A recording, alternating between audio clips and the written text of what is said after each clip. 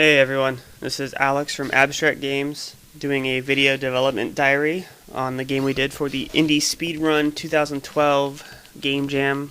Our game was called Protein Pirates. This is kind of just a walkthrough of our development cycle on the game, where we started, what we ended up with, and the ideas we had along the way and how it progressed from what we initially had thought of to this. Basically, when we started the game jam, our theme was automation, and our element was pirates.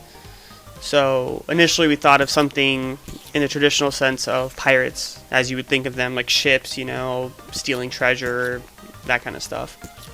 We also wanted to branch out from a traditional game type and traditional content.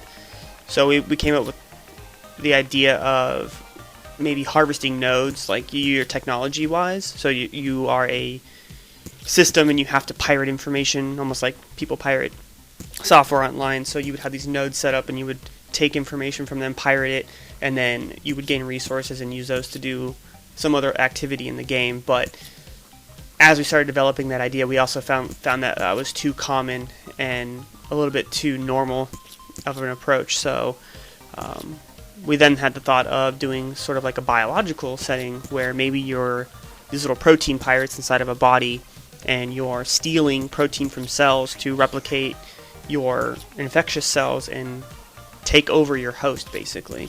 So we came up with the format we have now, and we sort of wanted to do like a node collection resource like we had previously mentioned, but in the sense of, like I said, you're stealing proteins from cells. So we set up this map in our mind of where these cells would be, and you would move across the board with your little protein pirates, and they would circle the cell that you have targeted, and then from there you can collect your protein and send it back to your main. This worked really well for the automation part of it as well, because we came up with a formula where as you progress through the level, your functions would become autonomous. So you wouldn't have to click constantly to get protein out. You would just do it automatically, or it would connect automatically, or your defenses would be automatic. So we went through this entire process of figuring out what those automatic functions would be and how they would work. Once we did that, we kind of realized that overall we were going to use protein as a resource in the beginning, where you do actually use it in the game to take over nodes. So if you're having a particular hard time with the game, you'll notice that you can't take over a node unless you have 30 protein saved up in your main cell, your host cell. And that never really became an issue when we played, because I don't think the difficulty curve was high enough for that to happen early on. And by the time you get on later in the game, you have enough protein to where it doesn't matter anyways. But initially our thought was that we were going to use the protein as a resource tool. We never really got around to that, and that's one of the things that we wish we would have developed a little bit more, was that these proteins would have been used to construct maybe towers by yourself, or maybe give you some sort of freedom to use with that, so you felt like you were collecting it for a purpose rather than just to complete the level. But for the design in the 48 hours, it just didn't really make sense to focus on something like that, more just to get an entire game made. So like as right here in the game, just to give an example, you now have two automatic functions. You have automatic collection and automatic connection. So as you can see, the player is focusing now on defending his main cell from all the antibodies coming in, and they'll automatically harvest the two cells up top. So it kind of gives you, you shift focus. So before, where you're mainly trying to harvest these cells, now you're mainly trying to defend yourself. So it's kind of a bounce back in between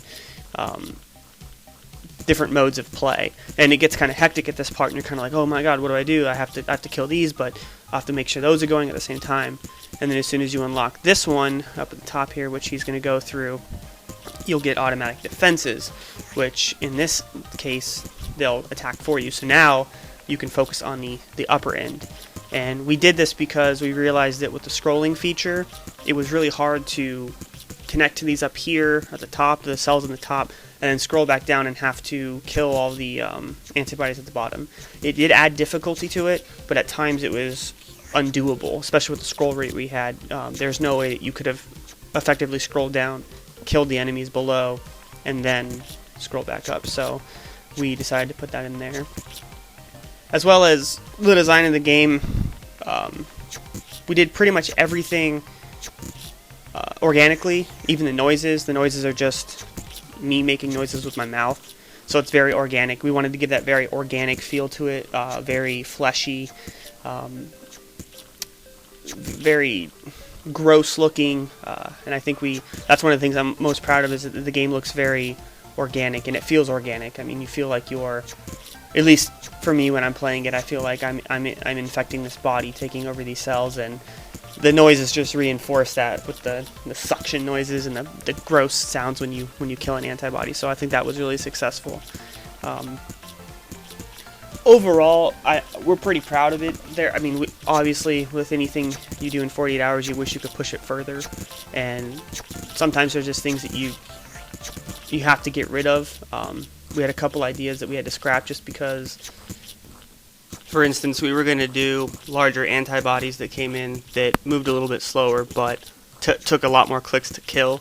So anywhere between 5 to 10 clicks to get rid of them, or 5 to 10 shots from your turret. But in the essence of time, it didn't really make sense to focus on that when we already had at least one form of enemy in the game. So that was one of the things we didn't get to do. A couple other things, we were going to do placeable towers. I think I hit on that kind of before, where you would be able to actually place the towers where you wanted them with a resource system. But we just didn't have time for that.